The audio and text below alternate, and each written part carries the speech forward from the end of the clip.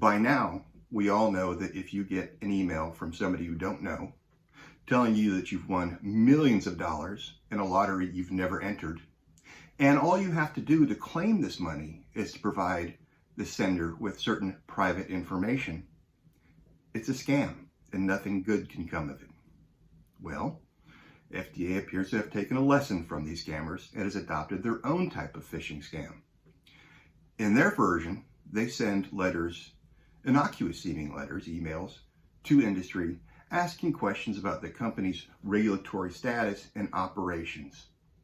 Many well-meaning companies have responded to this information, these requests for information, and have given the agency information they then use to initiate an enforcement action against the company. Sadly, by responding to these FDA phishing emails, they brought these problems on themselves. The fact of the matter is that responding to these phishing emails is virtually never required.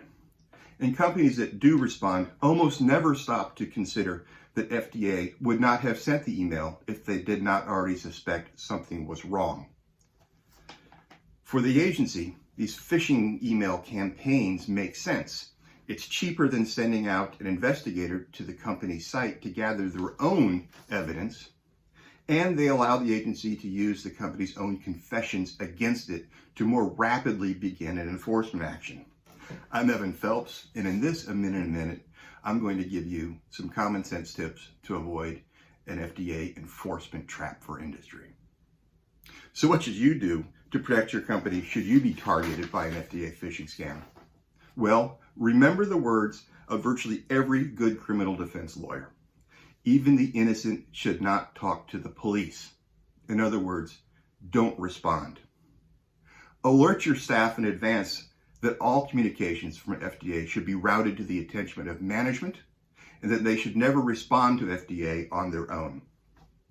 Immediately consult with your FDA regulatory attorney to help you identify and correct your regulatory vulnerability before the agency can take action against you. And work with your attorney to craft a response that protects both you personally as management and your company as a whole. If you have any questions or you find yourself having been targeted by an FDA phishing scam, please feel free to reach out to us. We're here to help.